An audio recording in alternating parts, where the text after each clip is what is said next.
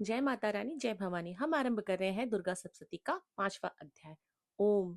इस उत्तर चरित्र के रुद्र ऋषि है, महासरस्वती देवता है, अनुपुष्ट छंद है, भीमा शक्ति है, भ्रामरी बीज है, सूर्य तत्व है और शामवेद स्वरूप है। महासरस्वती की प्रसन्नता के लिए उत्तर चरित्र के पाठ में इसका विनियोग किया गया है। जो अपने कर कमलों में घंटा, सूल, हल, शंख, मूषल, चक्र, धनुष और वाण धारण करती है, शरद ऋतु के शोभा संपन्न चंद्रमा के समान जिनकी मनोहर कांति है, जो तीनों लोकों की आधारभूता और शुंभ आदि दैत्यों का नाश करने वाली है, तथा गौरी के शरीर से जिनका प्रकट हुआ था, उन महासरस्वती देवी का मैं निरंतर भजन करता हूँ। ऋषि कहते हैं, पूर्व काल में शुंभ और निशुंभ नामक असुरों ने अपने बल के घमंड में आकर सचिपति इंद्र के हाथ से तीनों लोगों का राज्य और यज्ञ भाग छीन लिया। वे ही दोनों सूर्य, चंद्रमा, कुबेर, यम और वरुण का अधिकार भी उपयोग करने लगे। वायु और अग्नि का कार्य भी वे ही करने लगे। उन दोनों ने सब देवताओं को अपमानित, राजभ्रष्ट, पराजित तथा अधिकारहीन करके स्वर्ग से निकाल दिया। उन दोनों महान असुरों से तिरस्कृत देवताओं ने अपराजिता देवी का स्मरण किया और सोचा, जगदम्बा ने हम लोगों को वर दिया था कि आपातकाल में समन करने पर मैं तुम सब का आपत्तियों का तत्काल नाश कर दूंगी। यह विचार कर देवता गिरिराज हिमालय पर गए और वहां भगवती विष्णु माया की स्तुति करने लगे। देवता बोले, देवी को नमस्कार है, महादेवी शिवा को सर्वदा नमस्कार है, प्राकृति एवं भद्रा को प्रणाम है। हम लोग नियम पूर्वक जगदम्बा को नमस्कार करते हैं। रुद्रो को नमस्कार है, नित्या, गौरी एवं धात्री को बारंबार नमस्कार है। ज्योत्सनामयी, चंद्र रूपिणी एवं सुख स्वरूपा देवी को सत सत प्रणाम है। शरणागतों का कल्याण करने वाली वृद्धि एवं सिद्धि रूपा देवी को हम बारंबार नमस्कार करते हैं। राक्षसों की लक्ष्मी, राजाओं की लक्ष्मी तथा श्रवाणी शिव रूपा आप जगदम्बा को बार बार नमस्कार है। दुर्गा, दुर्गपारा, सारा, सर्वकारिणी, ख्याति, कृष्णा और ध्रुमा देवी को सर्वदा नमस्कार है। अत्यंत सौम्य तथा अत्यंत रौद्र रूपा देवी को हम नमस्कार करते हैं, उन्हें हमारा बारंबार प्रणाम है। जगत की आधारभूता कृति देवी को बारंबार नमस्कार है। जो देवी सब प्राणियों में विष्णु माया के नाम से ही कही जाती है, उनको नमस्कार, उनको नमस्कार, उनको बारंबार नमस्कार है। जो देवी सब प्राणियों में चेतना कहलाती है, उनको नमस्कार, उनको नमस्कार, उनको बारंबार नमस्कार है। जो देवी सब प्राणियों में बुद्धि रूप से स्थित है, उनको नमस्कार, उनको नमस्कार, उनको बारंबार नमस्कार है। जो देवी सब प्राणियों में निद्रा रूप से स्थित है, उनको नमस्कार, उनको नमस्कार, उनको बारंबार नमस्कार है। जो देवी सब प्राणियों में क्षुधा रूप से स्थित है, उनको नमस्कार, उनको नमस्कार, उनको बारंबार नमस्कार है। जो देवी सब प्राणियों में छाया रूप से स्थित है, उनको नमस्कार, उनको नमस्कार, उनको बारंबार नमस्कार है। जो देवी सब प्राणियों में शक्ति रूप से स्थित है, उनको नमस्कार, उनको नमस्कार, उनको बारंबार नमस्कार है। जो देवी सब प्राणियों में तृष्णा रूप से स्थित है, उनको नमस्कार, उनको नमस्कार, उनको बारंबार नमस्कार है। जो देवी सब प्राणियों में समा रूप से स्थित है, उनको नमस्कार, उनको नमस्कार, उनको बारंबार नमस्कार है। जो देवी सब प्राणियों में जाति रूप से स्थित है, उनको नमस्कार, उनको नमस्कार, उनको बारंबार नमस्कार है। जो देवी सब प्राणियों में लज्जा रूप से स्थित है, उनको नमस्कार, उनको नमस्कार, उनको बारंबार नमस्कार है। जो देवी सब प्राणियों में शांति रूप से स्थित है, उनको नमस्कार, उनको नमस्कार, उनको बारंबार नमस्कार है। जो देवी प्राणियों में श्रद्धा रूप से स्थित है, उनको नमस्कार, उनको नमस्कार, उनको बारंबार नमस्कार है। जो देवी प्राणियों में क्रांति रूप से स्थित है, उनको नमस्कार, उनको नमस्कार, उनको बारंबार नमस्कार है। जो देवी सब प्राणियों में लक्ष्मी रूप से स्थित है, उनको नमस्कार, उनको नमस्कार, उनको बारंबार नमस्कार है। जो देवी सब प्राणियों में वृत्ति रूप से स्थित है, उनको नमस्कार, उनको नमस्कार, उनको बारंबार नमस्कार है।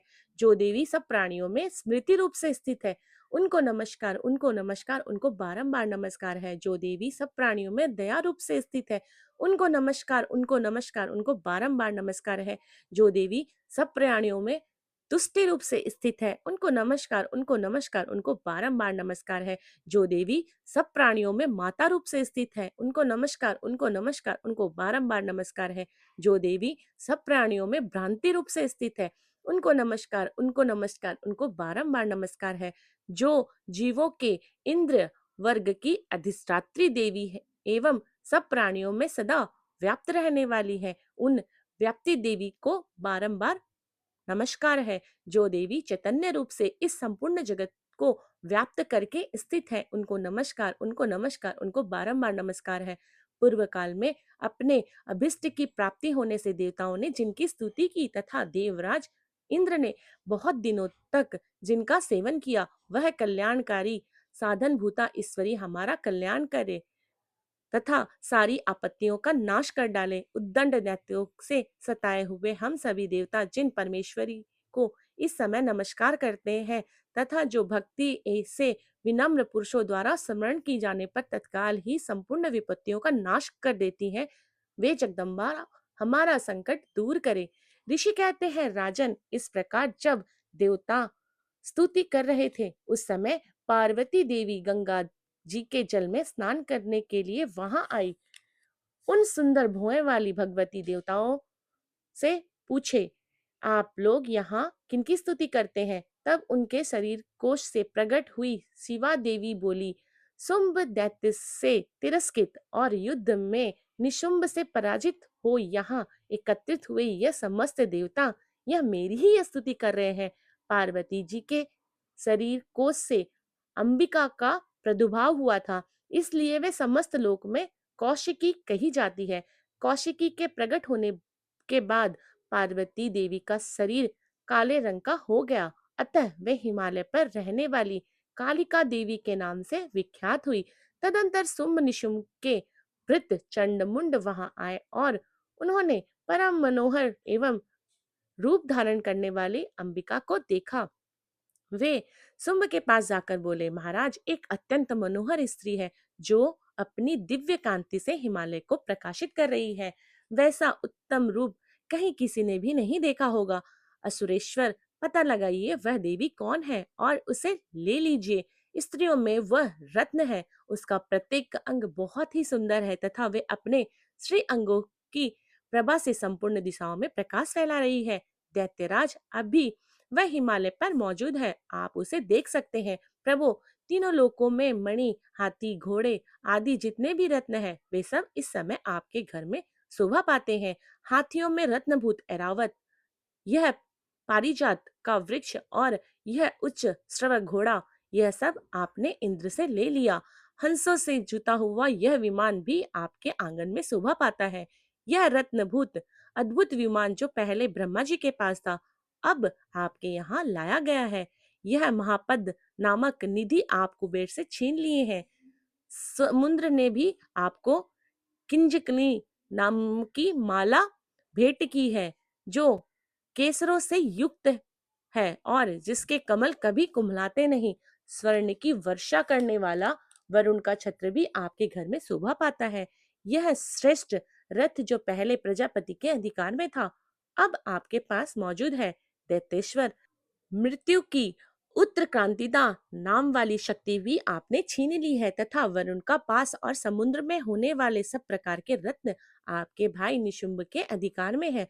अग्नि ने भी स्वतः शुद्ध किए हुए 2 वस्त्र आपकी सेवा में अर्पित किए हैं। दैत्यराज, इस प्रकार सभी रत्न आपके ने एकत्र कर लिए हैं। फिर यह जो स्त्रियों में रत्न रूप कल्याणमयी देवी है, इसे आप क्यों नहीं अपने अधिकार में कर लेते? ऋषि कहते हैं, चंड और मुंड का यह वचन सुनकर शुंभ ने महादैत्य सुग्रीव को दूत बनाकर देवी के पास भेजा और कहा, तुम मेरी आज्ञा से उसके सामने ये बातें कहना और ऐसा उपाय करना जिससे प्रसन्न होकर वह शीघ्र यहाँ आ जाए। वह दूत पर्वत के अत्यंत रमणीय प्रदेश में जहाँ देवी मौजूद थी गया और मधुर वाणी में कोमल वचन बोला। दूत बोला, देवी, दैत्यराज शुंभ इस समय तीनों लोकों के परमेश्वर है। मैं उन्हीं का भेजा हुआ दूत हूँ और यहाँ तुम्हारे ही पास आया हूँ।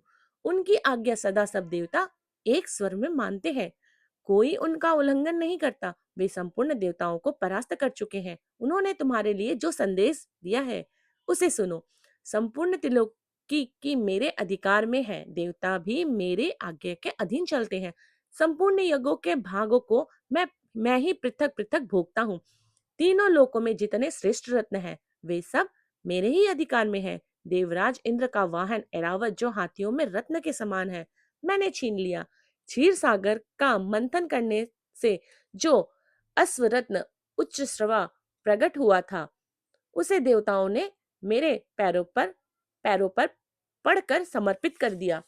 सुंदरी, उसके सिवा और भी जितने रत्नभूत पदार्थ देवताओं, गंधर्व और नागों के पास थे, वे सब मेरे पास आ गए हैं। देवी, हम लोग तुम्हें संसार की स्त्रियों में रत्न मानते हैं, अतः तुम हमारे पास आ जाओ, क्योंकि रत्नों का उपयोग उपभोग करने वाले हम ही हैं। चंचल कटाक्षों वाली सुंदरी, तुम मेरी या मेरे भाई महापराक्रमी निशुंभ की सेवा में आ जाओ, क्योंकि तुम रत्न स्वरूपा हो। मेरा वरण करने से तुम्हें तुलना रहित महान ऐश्वर्य की प्राप्ति होगी। अपनी बुद्धि से यह विचार कर तुम मेरी पत्नी बन जाओ। ऋषि कहते हैं, दूत दूत के यो कहने पर कल्याणमयी भगवती दुर्गा देवी, जो इस जगत को धारण करती है, मन ही मन गंभीर भाव से मुस्कुराई और इस प्रकार बोली। देवी ने कहा, दूत, तुमने सत्य कहा, इसमें तनिक भी मिथ्या नहीं है। शुंभ तीनों लोकों का स्वामी है और निशुंभ भी उसी के समान पराक्रमी है, किंतु इस विषय में मैंने जो प्रतिज्ञा कर ली है, उसे मिथ्या कैसे करूं? मैंने अपनी अल्प बुद्धि के कारण पहले से जो प्रतिज्ञा कर रखी है, उसे सुनो। मुझे संग्राम में जीत लेगा जो मेरे अभिमान को चूर्ण कर देगा, तथा संसार में जो मेरे समान बलवान होगा, वही मेरा स्वामी होगा। इसलिए शुंभ अथवा महादैत्य निशुंभ स्वयं ही यहाँ पधारे और मुझे जीतकर शीघ्र ही मेरा परिग्रहण कर ले। इससे विलंब इसमें विलंब की क्या आवश्यकता है? दूत बोला, देवी, तुम घमंड में भरी हो, मेरे सामने ऐसी बातें ना करो। तीनों लोकों में कौन ऐसा पुरुष है जो शुंभ निशुंभ के सामने खड़ा हो सके? देवी, अन्य दैत्यों के सामने भी सारे देवता युद्ध में नहीं ठहर सके, फिर तुम अकेली स्त्री होकर कैसे ठहर सकती हो? जिन शुंभ आदि दैत्यों के सामने इंद्र आदि सब देवता भी युद्ध में खड़े नहीं हुए, उसके सामने तुम स्त्री होकर कैसे जाओगी? इसलिए तुम मेरे ही कहने से शुंभ निशुंभ के पास चली चलो, ऐसा करने से तुम्हारे गौरव की रक्षा होगी। अन्यथा जब वे केस पकड़कर घसीटेंगे, तब तुम्हें अपनी प्रतिष्ठा खोकर जाना पड़ेगा। देवी ने कहा, तुम्हारा कहना ठीक है, शुंभ बलवान है और निशुंभ भी बड़े पराक्रमी है, किंतु क्या करूं, मैंने पहले से बिना सोचे समझे प्रतिज्ञा कर ली है, अतः तुम जाओ। मैंने जो तुमसे कहा वह सब दैत्यराज से आदर पूर्वक कहना, फिर वो जो उचित जान पड़े करे। इस प्रकार मार्कंडे पुराण में सर्वानिक मनवंतर की कथा के अंतर्गत देवी महात्म्य में देवी दूत संवाद नामक 5वां अध्याय पूरा हुआ। मैं सर्वेश्वर भैरव के अंक में निवास करने वाली परमोत्कृष्ट पद्मावती देवी का चिंतन करता हूँ। वे नागराज के आसन पर बैठी है। नागों के फणों में सुशोभित होने वाली मणियों की विशाल माला से उनकी दहलता उद्भासित हो रही है। सूर्य के समान उनका तेज है। 3 नेत्र उनकी शोभा बढ़ा रहे हैं। वे हाथों में माला, कुंभ, कपाल और कमल लिए हुए हैं तथा उनके मस्तक में अर्धचंद्र का मुकुट सुशोभित है। ऋषि कहते हैं, देवी का यह कथन सुनकर दूत को बड़ा अमर्ष हुआ और उसने दैत्यराज के पास जाकर सब समाचार विस्तार पूर्वक कह सुनाया। दूत के उस वचन को सुनकर दैत्यराज कुपित हो गया और दैत्य सेनापति धूम्रलोचन से बोला, धूम्रलोचन, तुम शीघ्र अपनी सेना साथ लेकर जाओ और उस दुष्टा के केस पकड़कर घसीटते हुए उसे बलपूर्वक यहाँ ले आओ। उसकी रक्षा करने के लिए यदि कोई दूसरा खड़ा हो, तो वह देवता, यक्ष अथवा गंधर्व ही क्यों ना हो, उसे अवश्य मार डालना। ऋषि कहते हैं, शुंभ के इस प्रकार आज्ञा देने पर धूम्रलोचन दैत्य 60,000 असुरों की सेना को साथ लेकर वहां से तुरंत चल दिया। वहां पहुंचकर उसने हिमालय पर रहने वाली देवी को देखा और ललकार कर कहा, अरे तू शुंभ निशुंभ के पास चल। यदि इस समय प्रसन्नता पूर्वक मेरे स्वामी के समीप नहीं चलेगी, तो मैं बलपूर्वक झोटा पकड़कर घसीटते हुए तुझे ले चलूंगा। देवी बोली, तुम्हें दैत्यों के राजा ने भेजा है, तुम स्वयं ही बलवान हो और तुम्हारे साथ विशाल सेना भी है। ऐसी दशा में यदि मुझे बलपूर्वक ले चलोगे, तो मैं तुम्हारा क्या ही कर सकती हूँ। ऋषि कहते हैं, देवी के यो कहने पर असुर ध्रुमलोचन उनकी ओर दौड़ा। तब अंबिका ने शब्द के उच्चारण मात्र से उसे भस्म कर दिया। फिर तो क्रोध में भरी हुई दैत्यों की विशाल सेना और अंबिका ने एक दूसरे पर तीखे सायों को शक्तियों तथा फर्शों की वर्षा आरंभ की। इतने में ही देवी का वाहन सिंह क्रोध में भरकर भयंकर गर्जना करके गर्दन के बालों को हिलाता हुआ असुरों की सेना में कूद पड़ा। उसने कुछ दैत्यों के को पंजों से मारकर कितनों को अपने जबड़ों से और कितनों ही महादैत्यों को पटक कर ओड़ की दाढ़ों से घायल करके मार डाला। उस सिंह ने अपने नखों से कितनों के पेट फाड़ डाले और थप्पड़ मारकर कितनों के सिर धड़ से अलग कर दिए। कितने असुरों की भुजाएं और मस्तक काट डाले तथा अपनी गर्दन के बाल हिलाते हुए उसने दूसरे दैत्यों के पेट फाड़कर उनका रक्त चूस लिया। अत्यंत क्रोध में भरे हुए देवी के वाहन उस महाबली सिंह ने क्षण भर में ही असुरों की सारी सेना का संहार कर डाला। सुम्ब ने जब सुना कि देवी ने ध्रुमलोचन असुर को मार डाला है तथा उसके सिंह ने सारी सेना का सफाया कर डाला, तब उस दैत्य राजा को बड़ा क्रोध हुआ और उसका ओठ कांपने लगे। उसने चंड और मुंड नामक दो महादित्यों को आज्ञा दी, हे चंड और हे मुंड, तुम लोग बहुत बड़ी सेना लेकर वहां जाओ। उस देवी के झोटे पकड़कर अथवा उसे बांधकर शीघ्र यहाँ ले आओ। यदि इस प्रकार उसको लाने में संदेह हो तो युद्ध में सब प्रकार के अस्त्र शस्त्रों से तथा समस्त आसुरी सेना का प्रयोग करके उसकी हत्या कर डालना। उस दुष्टा की हत्या होने तथा सिंह के भी मारे जाने पर उस अंबिका को बांधकर यहाँ शीघ्र ही लौट आना। इस प्रकार मार्कंडे पुराण में सर्वाणिक मनवांतर की कथा के अंतर्गत देवी महात्म से धनुर्लोचन वध नामक छठा अध्याय पूरा हुआ। मैं मातंगी देवी का ध्यान करता हूँ। वे रत्नमय सिंहासन पर बैठकर पढ़ते हुए तोते का मधुर शब्द सुन रही है। उनके शरीर का वर्ण श्याम है। वे अपना एक पैर कमल पर रखे हुए हैं और मस्तक पर अर्धचंद्र धारण करती है तथा कुल्हार पुष्पों की माला धारण किए हुए वीणा बजाती है। उनके अंग में कसी हुई चोली शोभा पा रही है। वे लाल रंग की साड़ी पहने हाथ में शंखमय पात्र लिए हुए हैं। उनके बदन पर मधु का हल्का हल्का प्रभाव जान पड़ता है और ललाट में बिंदी शोभा पा रही है। ऋषि कहते हैं, तदंतर शुंभ की आज्ञा पाकर वे चंड मुंड आदि दैत्य चतुरंगनी सेना के साथ अस्त्र शस्त्र से सुसज्जित होकर चल दिए।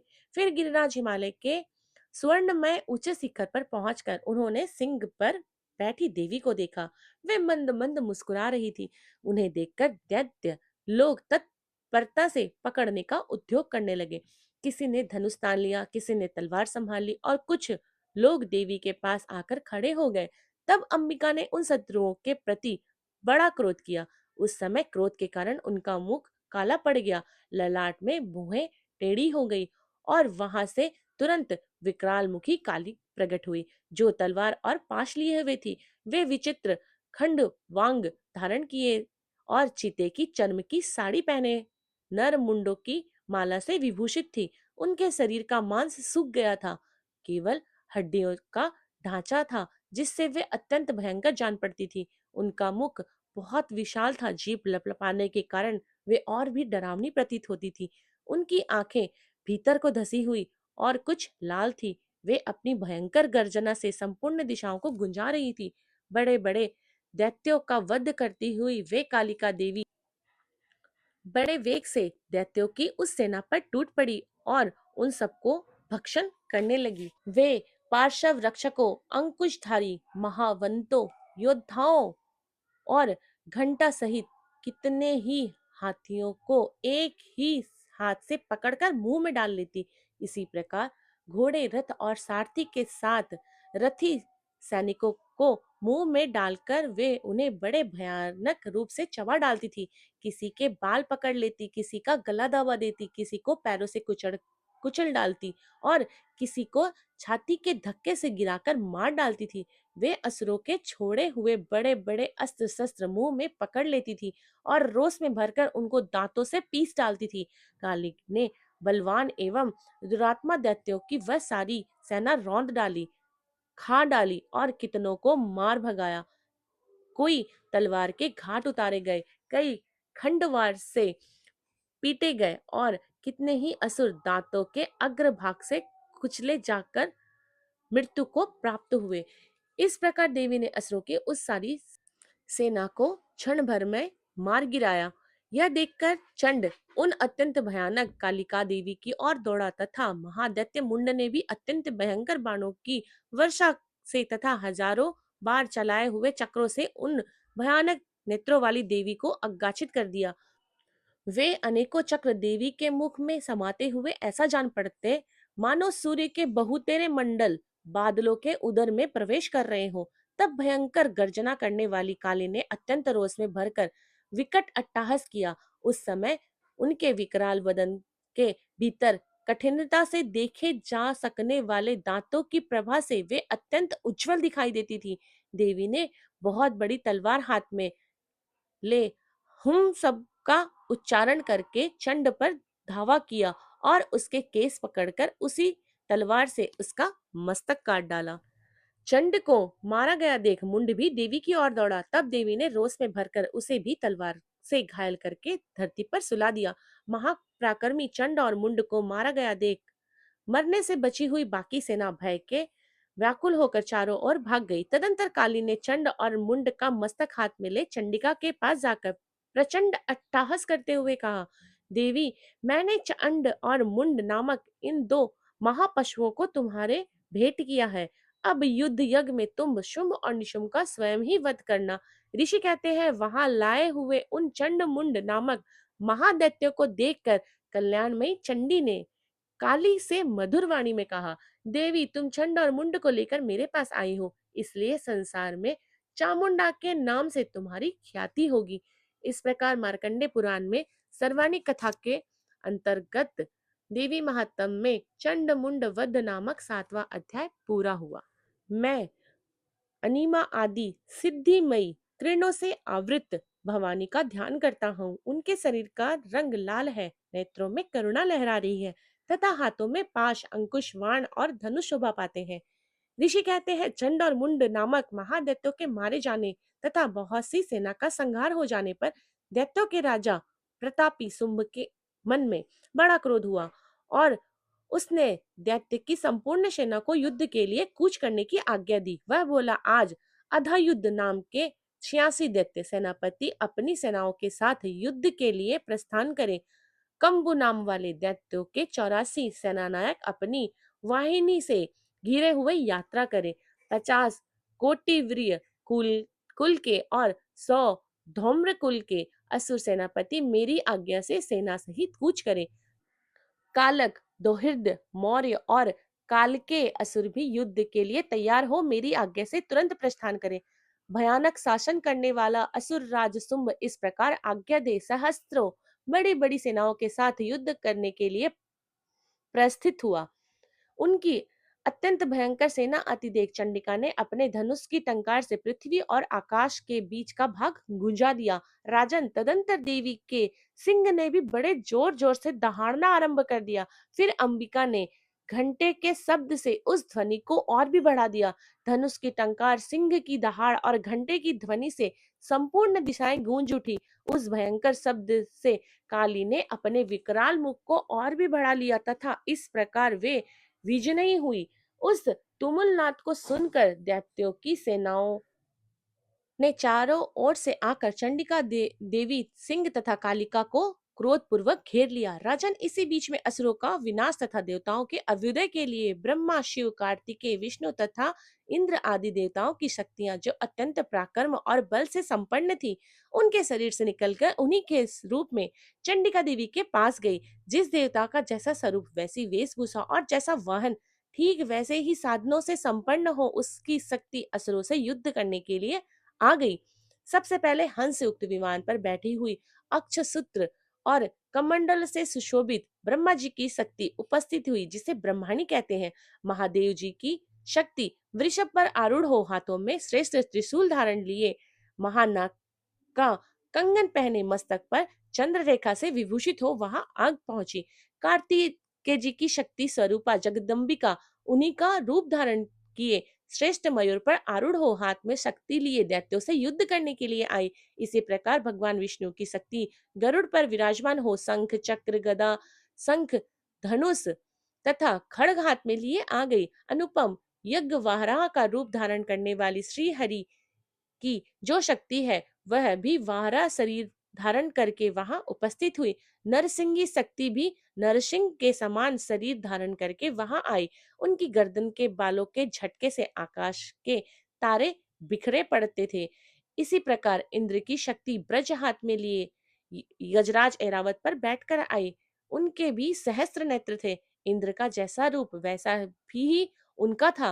तदंतर उन देवी शक्तियों से घिरे हुए महादेवी ने चंडिका से कहा, मेरी प्रसन्नता के लिए तुम शीघ्र ही इन असुरों का संहार करो। तब देवी के शरीर से अत्यंत भयानक और परम उग्र चंडिका शक्ति प्रकट हुई, जो सैकड़ों गीदड़ियों की भांति आवाज करने वाली थी। उस अपराजिता देवी ने धूमुल जटा वाले महादेव जी से कहा, भगवान, आप शुंभ निशुंभ के पास दूत बनकर जाइए और उन अत्यंत ग्रविले दानव शुंभ एवं निशुंभ दोनों से कहिए, साथ ही उनके अतिरिक्त जो भी दानव युद्ध के लिए वहां उपस्थित है, उनको भी यह संदेश दीजिए, दैत्यो, यदि तुम जीवित रहना चाहते हो तो पताल को लौट जाओ। इंद्र को त्रिलोकी का राज्य मिल जाए और देवता यज्ञ भाग का उपयोग करे। यदि बल के घमंड में आकर तुम युद्ध की अविशाल अभिलाषा रखते हो तो आओ, मेरी शिवाय तुम्हारे कच्चे मान से तृप्त हो। चूंकि उस देवी ने भगवान शिव को दूत के कार्य में नियुक्त किया था, इसलिए वह शिवदूती के नाम से संसार में ख्याति हुई। वे महादैत्य भी भगवान शिव के मुंह से देवी के वचन सुनकर क्रोध में भर गए और जहां कात्यायनी विराजमान थी उस ओर बढ़े। तदंतर देवी तदंतर वे दैत्य असर्म में भरकर पहले ही देवी के ऊपर वाण शक्ति और रिष्टि आदि अस्त्रों की वृष्टि करने लगे। तब देवी ने खेल खेल में ही धनुष की टंकार की और उससे छोड़े हुए बड़े बड़े वाणों द्वारा दैत्यों के चलाए हुए वाण, सूल शक्ति और फरसों को काट डाला। फिर काली उनके आगे होकर शत्रुओं को सूल के प्रहार से वृदन करने लगी और खंडवांग से उनका कंचुबड़ निकालती हुई रणभूमि में विचरने लगी। ब्रह्माणी भी जिस जिस पर की ओर दौड़ती उसी उसी ओर अपने कमंडल का जल छिड़क कर शत्रुओं के ओज जो पराक्रम को नष्ट कर देती थी। महेश्वरी ने त्रिशूल से तथा वैष्णवी ने चक्र से और अत्यंत क्रोध में भरी हुई कुमार कार्तिकी की शक्ति ने शक्ति से दैत्यों का संहार करना आरंभ किया। इंद्र शक्ति के वज्र प्रहार से वृदन हो सैकड़ों दैत्य दानव रक्त की धारा बहाते हुए पृथ्वी पर गिर गए। वाराही शक्ति ने कितनों को अपनी थूथन की मार से नष्ट कर दिया। दाढ़ों के अग्रभाग से कितनों की छाती छेद डाली तथा कितने ही दैत्य उससे चक्र की चोट से वृद्धित होकर गिर पड़े। नरसिंही भी दूसरे दूसरे महादैत्यों को अपने नखों से वृदन करके खाती और सिंहनाद से दिशाओं एवं आकाश को गुजाती हुई युद्ध क्षेत्र में विचरने लगी। कितने ही असुर शिवदूत के प्रचंड अट्टाहस से अत्यंत भयभीत होकर पृथ्वी पर गिर पड़े और गिरने पर उन्हें शिवदूती ने उस समय अपना गरास बना लिया। इस प्रकार क्रोध में भरे हुए मातृगणों को नाना प्रकार के उपायों से बड़े बड़े असुरों का मर्दन करते देख दैत्य सेना भाग खड़ी हुई। मातृगणों से पीड़ित दैत्यों को युद्ध से भागते देख रक्तवीष नामक महान दैत्य क्रोध में भरकर युद्ध करने के लिए आया।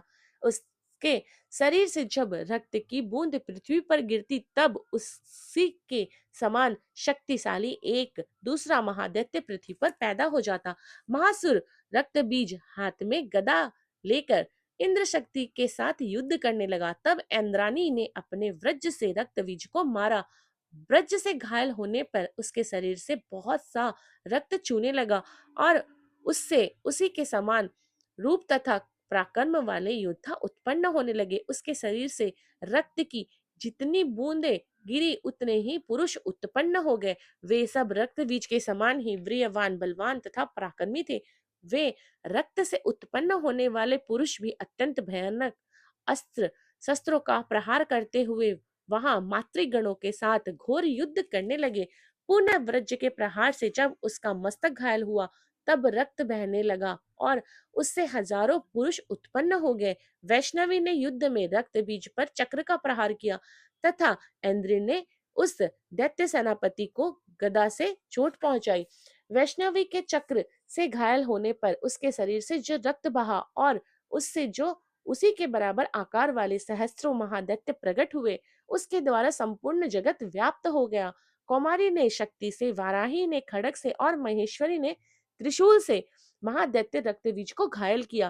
क्रोध में भरे हुए उस महादैत्य रक्तबीज ने भी गदा से सभी मातृ शक्तियों पर पृथक पृथक प्रहार किया।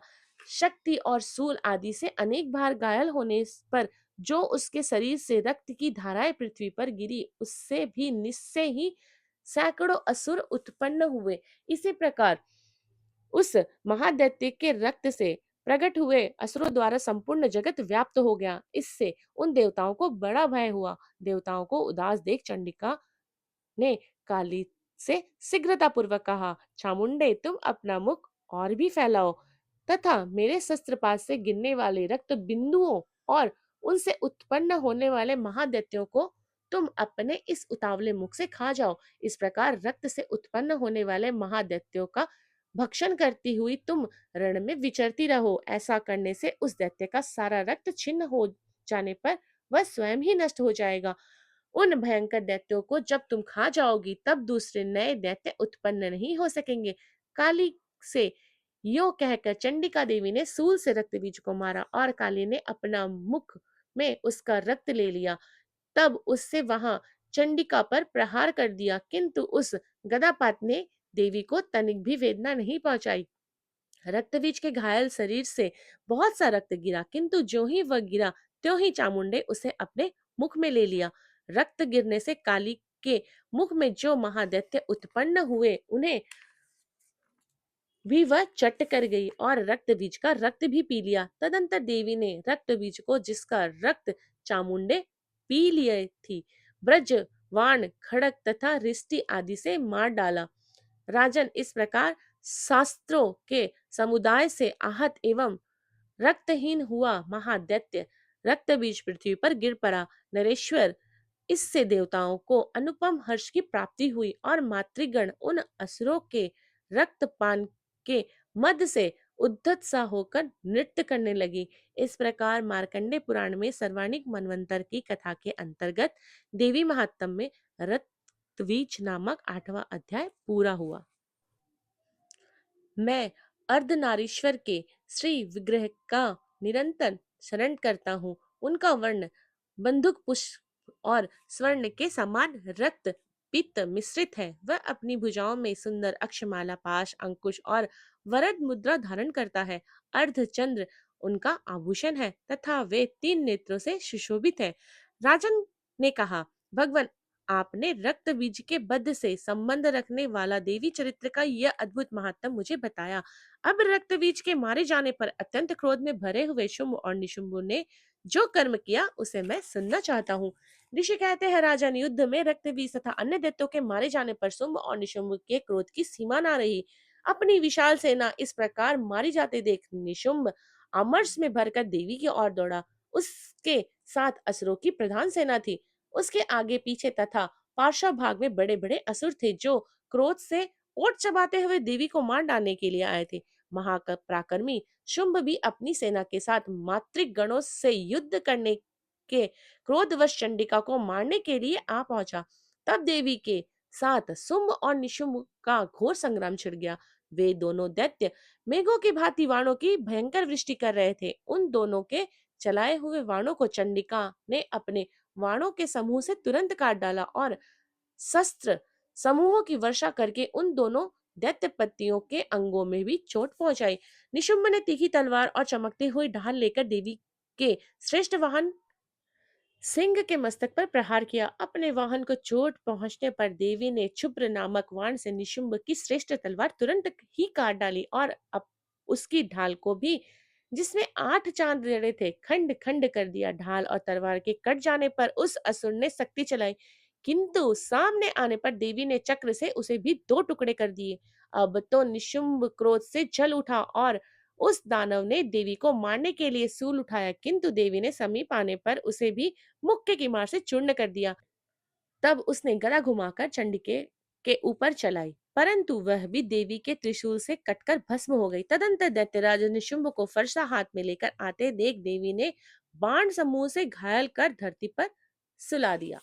उस भयंकर पराक्रमी भाई निशुंभ के धाराशायी होने पर शुंभ को बड़ा क्रोध हुआ। वह अंबिका का वध करने के लिए आगे बढ़ा। रथ पर बैठे ही बैठे उत्तम आयुधों से सुशोभित अपनी बड़ी बड़ी 8 अनुपम भुजाओं से समूचे आकाश को ढक कर वह अद्भुत शोभा पाने लगा। उसे आते देख देवी ने शंख बजाया और धनुष की प्रत्यंचा का भी अत्यंत दुस्सह शब्द किया। साथ ही अपने घंटे के शब्द से जो समस्त दैत्य सैनिकों का तेज नष्ट करने वाला था, संपूर्ण दिशाओं को व्याप्त कर दिया।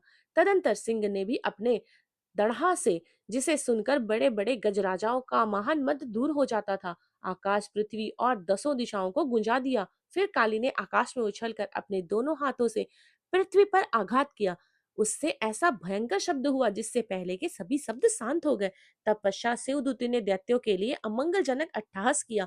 इन शब्दों को सुनकर समस्त असुर थर्रा उठे, किंतु शुंभ को बड़ा क्रोध हुआ। उस समय देवी ने जब शुंभ को लक्ष्य करके कहा, ओ दुरात्मा, खड़ा रहे खड़ा रहे। तभी आकाश में खड़े हुए देवता बोल उठे, जय हो जय हो। शुंभ ने वहां आकर ज्वालाओं से युक्त अत्यंत भयानक शक्ति चलाई। अग्निमय पर्वत के समान आती हुई उस शक्ति को देवी ने बड़े भारी लूके से दूर हटा दिया। उस समय शुंभ के सिंहनाद से तीनों लोग गूंज उठे। राजन, उसकी प्रतिध्वनि से वज्रपात के समान भयंकर शब्द हुआ जिसने अन्य सब शब्दों को जीत लिया। शुंभ के चलाए हुए वाणों के देवी ने और देवी के चलाए हुए वाणों के शुंभ ने अपने भयंकर वाणों द्वारा सैकड़ों और हजारों टुकड़े कर दिए। तब क्रोध में भरी हुई चंडिका ने शुंभ को सूल से मारा। उसके आघात से मूर्छित होकर वह पृथ्वी पर गिर पड़ा। इतने में ही निशुंभ को चेतना हुई। उसने धनुष हाथ में लेकर वाणों द्वारा देवी काली तथा सिंह को घायल कर डाला। फिर उस दैत्यराज ने 10,000 बाहें बनाकर चक्रों के प्रहार से चंडिका को अग्गाछित कर दिया। तब दुर्गम पीड़ा का नाश करने वाली भगवती दुर्गा ने कुपित होकर अपने वाणों से उन चक्रों तथा वाणों को काट गिराया। यह देखकर निशुंभ दैत्य सेना के साथ चंडिका का वध करने के लिए हाथ में गदा लिए बड़े वेग से दौड़ा। उसके आते ही चंडी ने तीखी धार वाली तलवार से उसकी गदा को ही शीघ्र ही काट डाला। तब उसने सूल हाथ में लिया। देवताओं को बड़ा पीड़ा देने वाला निशुंभ को सूल हाथ में लिए आता देख चंडिका ने वेग से चलाए हुए अपने त्रिशूल से उसकी छाती छेद डाली। सूल से वृदन हो जाने पर उसकी छाती से एक और दूसरा महाबली महापराक्रमी पुरुष खड़ी रह कहता हुआ निकला। उस निकलते हुए पुरुष की बात सुनकर देवी ठहाकर हंस पड़ी और खड़क से उन्होंने उसका मस्तक काट डाला। फिर तो वह पृथ्वी पर गिर पड़ा। तदंतर सिंह ने अपने दाढ़ों से असुरों की गर्दन कुचल कर खाने लगा। यह बड़ा भयंकर दृश्य था। उधर काली तथा शिवदूत ने भी अन्य दैत्यों का भक्षण करना आरंभ कर दिया। कौमारी की शक्ति से वृदन होकर कितने ही महादैत्य नष्ट हो गए। ब्रह्माणी के मंत्रपूत जल से निस्तेज होकर कितने ही भाग खड़े हुए। कितने ही दैत्य महेश्वरी के त्रिशूल से छिन्न भिन्न होकर धाराशायी हो गए। वराही के थूथन से आघात से कितने ही दैत्यों का पृथ्वी पर कुचंबर निकल गया। वैष्णवी ने भी अपने चक्र से दानवों को टुकड़े टुकड़े कर डाले। इंद्र के हाथ से छूटे हुए वज्र भी कितने ही प्राणों से हाथ धो बैठे। कुछ असुर नष्ट हो गए, कुछ उस युद्ध में भाग गए तथा कितने ही काली शिवदूती तथा सिंह के ग्रास बन गए। इस प्रकार मार्कंडे पुराण में सर्वाणी कथा के अंतर्गत देवी महात्म्य में निशुंभ वध नामक 9वां अध्याय पूरा हुआ। मैं मस्तक पर अर्धचंद्र धारण करने वाली शिव शक्ति स्वरूपा भगवती कामेश्वरी का हृदय में चिंतन करता हूँ। वे तपाए हुए स्वर्ण के समान सुंदर है। सूर्य, चंद्रमा और अग्नि, ये ही तीन उनके नेत्र हैं तथा वे अपने मनोहर हाथों में धनुष, बाण, अंकुश, पाश और सूल धारण किए हुए हैं। ऋषि कहते हैं, राजन, अपने प्राणों के समान प्यारे भाई निशुंभ को मारा गया देख तथा सारी सेना का संहार होता जान शुंभ ने कुपित होकर कहा, दुष्ट दुर्गे, तू बल के अभिमान में आकर झूठ मूठ का घमंड ना दिखा। तू बड़ी माननीय बनी हुई है, किंतु दूसरी स्त्रियों के बल का सहारा लेकर लड़ती है। देवी बोली, ओ दुष्ट, मैं अकेली ही हूँ। इस संसार में मेरे सिवा दूसरी कौन है? देख, ये मेरी ही विभूतियां हैं, अतः मुझ में ही प्रवेश कर रही हैं। तदनंतर ब्रह्माणी आदि समस्त देवियां अंबिका के शरीर में लीन हो गई। उस समय केवल अंबिका देवी ही रह गई। देवी बोली, मैं अपनी ऐश्वर्य शक्ति से अनेक रूपों में यहाँ उपस्थित हुई थी। उन सब रूपों को मैंने समेट लिया है। अब मैं अकेली ही युद्ध में खड़ी हूँ। तुम भी स्थित हो जाओ। ऋषि कहते हैं, तदंतर देवी और शुंभ दोनों में सब देवताओं तथा दानवों को देखते देखते भयंकर युद्ध छिड़ गया। बाणों की वर्षा तथा तीखे शस्त्रों का एवं दारुण अनेकों अस्त्रों के प्रहार के कारण उन दोनों का युद्ध सब लोगों के लिए बड़ा भयंकर प्रतीत हुआ। उस समय अंबिका देवी ने जो सैकड़ों दिव्य अस्त्र छोड़े, उन्हें दैत्यराज शुंभ ने उनके निवारण अस्त्रों द्वारा काट डाला। इसी प्रकार शुंभ ने भी जो दिव्य अस्त्र चलाए, उसे परमेश्वरी ने भयंकर हुंकार शब्द के उच्चारण आदि द्वारा खिलवाड़ में ही नष्ट कर दिया। तब उस असुर ने सैकड़ों वाणों से देवी को आगाशित कर दिया। यह देख क्रोध में भरी हुई उन देवी ने भी वाण मारकर उसका धनुष काट डाला। धनुष कट जाने पर फिर दैत्यराज शक्ति हाथ में ली, किंतु देवी ने चक्र से उसके हाथ की शक्ति को भी काट गिराया। तब पश्चात दैत्यों के स्वामी शुंभ ने 100 चांद वाली चमकती हुई ढाल और तलवार हाथ में ले उस समय देवी पर धावा कर दिया। उससे आते ही चंडिका ने अपने धनुष से छोड़े हुए तीखे वाणों द्वारा उसकी सूर्य के किरणों के समान उज्जवल ढाल और तलवार तुरंत काट डाली। फिर उस दैत्य ने घोड़े और सारथी को भी मार दिया। धनुष तो पहले ही कट चुका था। अब उसने अंबिका को मारने के लिए उद्धत हो भयंकर मुदगर हाथ में लिया। उसे आते देख देवी ने अपने तीक्ष्ण बाणों से उसका मुखधर भी काट डाला। तिस पर वह असुर मुक्का तानकर बड़े वेग से देवी की ओर झपटा। उस दैत्यराज ने देवी की छाती में मुक्का मारा। तब उन देवी ने उसकी छाती में एक चांटा जड़ दिया। देवी का थप्पड़ खाकर दैत्यराज शुंभ पृथ्वी पर गिर पड़ा, किंतु पुनः सहसा पूर्वक उठकर खड़ा हो गया। फिर वह उछला और देवी को ऊपर ले जाकर आकाश में खड़ा हो गया। तब चंडिका आकाश में भी बिना किसी आधार के ही शुंभ के साथ युद्ध करने लगी। उस समय दैत्य और चंडिका आकाश में एक दूसरे से लड़ने लगे। उनका वह युद्ध पहले सिद्ध और मुनियों को विस्मय में डालने वाला हुआ। फिर अंबिका ने शुंभ के हाथ साथ बहुत देर तक युद्ध करने के पश्चात उसे उठाकर घुमाया और पृथ्वी पर पटक दिया। पटके जाने पर पृथ्वी पर आने के बाद वह दुरात्मा दैत्य पुनः चंडिका का वध करने के लिए उनकी ओर बड़े वेग से दौड़ा। तब समस्त दैत्यों के राजा शुंभ को अपनी ओर आते देख देवी ने त्रिशूल से उसकी छाती छेद कर पृथ्वी पर गिरा दिया। देवी की सूल की धार से घायल होने पर उसके प्राण पखेरु उड़ गए और वह समुद्रों, द्वीपों तथा पर्वतों सहित समूची पृथ्वी को कपाता हुआ भूमि पर गिर पड़ा। तदंतर उस दुरात्मा के मारे जाने पर संपूर्ण जगत प्रसन्न एवं पूर्ण स्वस्थ हो गया तथा आकाश आकाश स्वच्छ दिखाई देने लगा। पहले जो उत्पात सूचक मेघ और उल्कापात होते थे, वह सब शांत हो गए तथा उस दैत्य के मारे जाने पर नदियां भी ठीक मार्ग से बहने लगी। उस समय शुंभ की मृत्यु के बाद संपूर्ण देवताओं का हृदय हर्ष से भर आया। गंधर्व मधुर गीत गाने लगे, दूसरे गंधर्व बाजा बजाने लगे और अप्सराएं नाचने लगी। पवित्र वायु बहने लगी, सूर्य की प्रभा उत्तम हो गई। अग्निशाला की बुझी हुई आग अपने आप प्रज्वलित हो उठी तथा संपूर्ण दिशाओं में भयंकर शब्द शांत हो गया। इस प्रकार मार्कंडे पुराण में सर्वानिक मनवंतर की कथा के अंतर्गत देवी महात्म में शुंभ वध नामक 10वां अध्याय पूरा हुआ। मैं भुवनेश्वरी देवी का ध्यान करता हूँ। उनके श्री अंगों की आभा प्रभात काल के सूर्य के समान है और मस्तक पर चंद्रमा का मुकुट है। वे उभरे हुए स्तनों और 3 नेत्रों से युक्त है। उनके मुख पर मुस्कान की छटा छाई रहती है और हाथों में वरद, अंकुश, पाश एवं अभय मुद्रा शोभा पाते हैं। ऋषि कहते हैं, देवी द्वारा वहां महादैत्यपति शुंभ के मारे जाने पर इंद्र आदि देवता अग्नि को आगे करके उन कात्यायनी देवी की स्तुति करने लगे। उस समय अभिष्ट की प्राप्ति होने से उनके मुख कमल दमक उठे और उनके प्रकाश से दिशाएं भी जगमगा उठी थी। देवता बोले, शरणागत की पीड़ा दूर करने वाली देवी हम पर प्रसन्न हो। संपूर्ण जगत की माता प्रसन्न हो। विश्वेश्वरी, विश्व की रक्षा करो। देवी, तुम ही चराचर जगत की अधीश्वरी हो। तुम इस जगत का एकमात्र आधार हो, क्योंकि पृथ्वी रूप में तुम ही स्थित हो। देवी, तुम्हारा पराक्रम उल्लंघनीय है। तुम ही जल रूप में स्थित होकर संपूर्ण जगत को तृप्त करती हो। तुम अनंत बल संपन्न वैष्णवी शक्ति हो। तुम इस विश्व की कारणभूता परामाया हो। देवी, तुमने इस समस्त जगत को मोहित कर रखा है। तुम्ही प्रसन्न होने पर इस पृथ्वी पर मोक्ष की प्राप्ति कराती हो। देवी, संपूर्ण विद्याएं तुम्हारे ही भिन्न भिन्न स्वरूप है। जगत में जितनी स्त्रियां हैं वे सब तुम्हारी मूर्तियां हैं। जगदम्बा, एकमात्र तुमने ही इस विश्व को व्याप्त कर रखा है। तुम्हारी स्तुति क्या हो सकती है? तुम तो स्तवन कराने योग्य पदार्थों से परे एवं परावानी हो।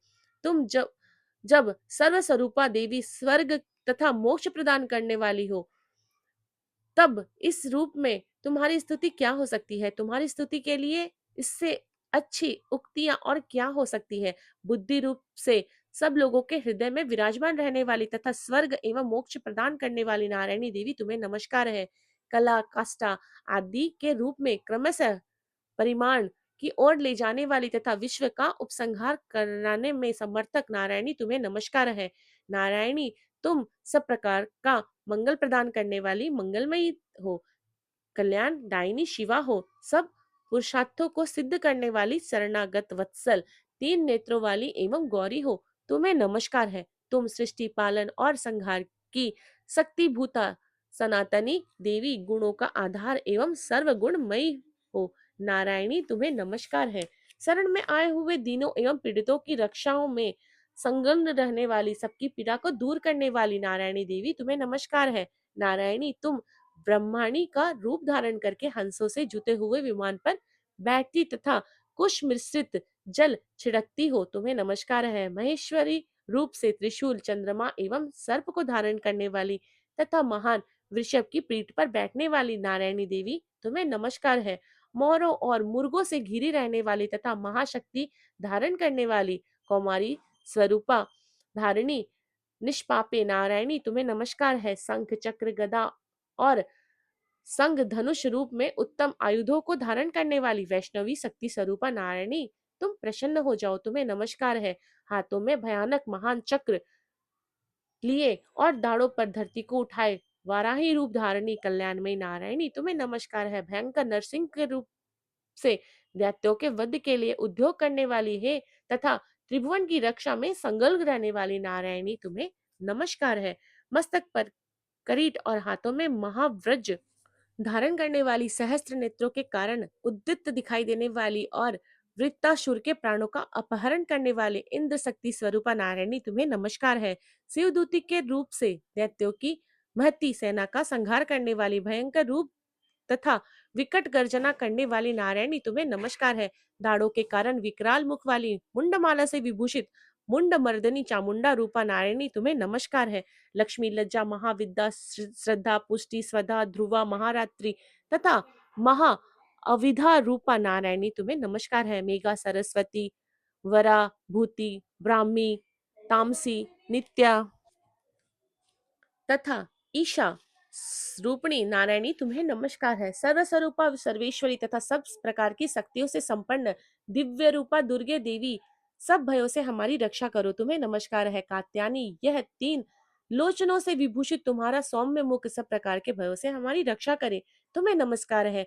भद्रकाली, ज्वालाओं के कारण विकराल प्रतीत होने वाली, अत्यंत भयंकर और समस्त असुरों का संहार करने वाली तुम्हारा त्रिशूल भय से हमारी हमें बचाता है, तुम्हें नमस्कार है। देवी, जो अपनी ध्वजा से संपूर्ण जगत को व्याप्त करके दैत्यों के तेज को नष्ट किए देता है, वह तुम्हारा घंटा हम लोगों के पापों से उसी प्रकार रक्षा करे जैसे माता अपने पुत्र की बुरे कर्मों से रक्षा करती है। चंडिके, तुम्हारे हाथों में सुशोभित खड़ग जो असुरों के रक्त और चर्बी से चर्चित है, हमारा मंगल करे, तुम्हें नमस्कार है। देवी, तुम प्रसन्न होने पर सब रोगों को नष्ट करती हो और कुपित होने पर मनोवांछित सभी कामनाओं का नाश कर देती हूँ। जो लोग तुम्हारी शरण में जा चुके हैं उन पर विपत्ति तो आती नहीं, तुम्हारी शरण में गए हुए मनुष्य दूसरों को शरण देने वाले होते हैं। देवी अंबिके, तुमने अपने स्वरूपों को अनेक भागों में विभक्त करके नाना प्रकार के रूपों से जो इस समय इन धर्मद्रोही महादैत्यों का संहार किया है, वह सब दूसरी कौन हो सकती थी? विद्याओं में ज्ञान को प्रकाशित करने वाली, शास्त्रों में तथा आदि वाक्यों में तुम्हारे सिवा किसका वर्णन है? तथा तुमको छोड़कर दूसरी कौन ऐसी शक्ति है जो इस विश्व को अज्ञानमय घोर अंधकार से परिपूर्ण ममता रूपी गड्ढे में निरंतर भटका रही हो? जहाँ राक्षस, जहाँ भयंकर विष वाले सर्प, जहाँ शत्रु, जहाँ लुटेरों की सेना और जहाँ दानव दल हो, वहां तथा समुद्र के बीच में भी साथ रहकर तुम विश्व की रक्षा करती हो। विश्वेश्वरी, तुम विश्व का पालन करती हो। विश्व रूपा हो, इसलिए संपूर्ण विश्व को धारण करती हो। तुम भगवान विश्वनाथ की भी वंदनीय हो। जो लोग भक्ति पूर्वक तुम्हारे सामने मस्तक झुकाते हैं, वे संपूर्ण विश्व को आश्रय देने वाले होते हैं। देवी, प्रसन्न हो जाओ। जैसे इस समय असुरों का वध करके तुमने हमारी शीघ्र रक्षा की है, उसी प्रकार सदा हमें शत्रुओं के भय से बचाओ। संपूर्ण जगत का पाप नष्ट कर दो और उत्पात एवं पापों के फल स्वरूप प्राप्त होने वाली महामारी आदि बड़े बड़े उपद्रवों को शीघ्र दूर करो। विश्व की पीड़ा दूर करने वाली देवी, हम तुम्हारे चरणों में पड़े हैं, हम पर प्रसन्न हो।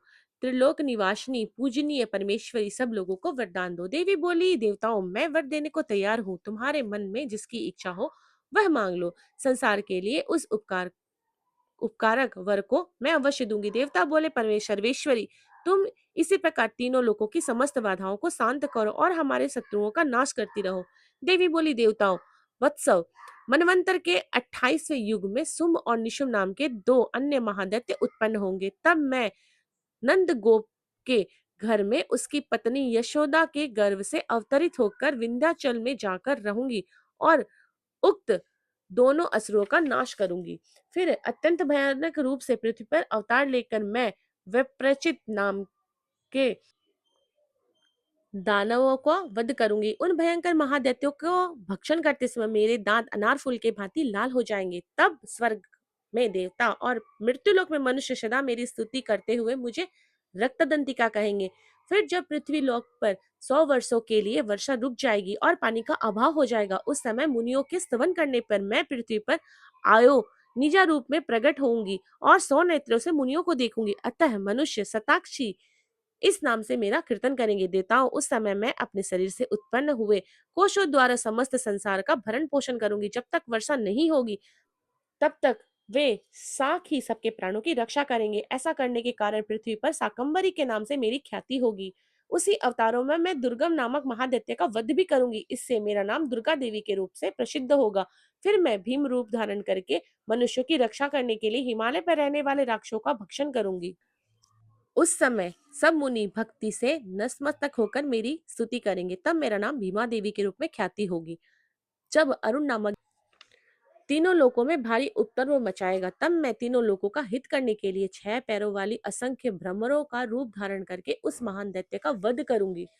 उस समय सब लोग मुझे भ्रामरी के नाम से चारों ओर मेरी स्तुति करेंगे। इस प्रकार जब जब संसार में दानवी बाधा उपस्थित होगी, तब तब मैं अवतरित होकर शत्रुओं का संहार करूंगी। इस प्रकार मार्कंडे पुराण में सर्वानिक कथा के अंतर्गत देवी महात्म में देवी स्तुति नामक 11वां अध्याय पूरा हुआ।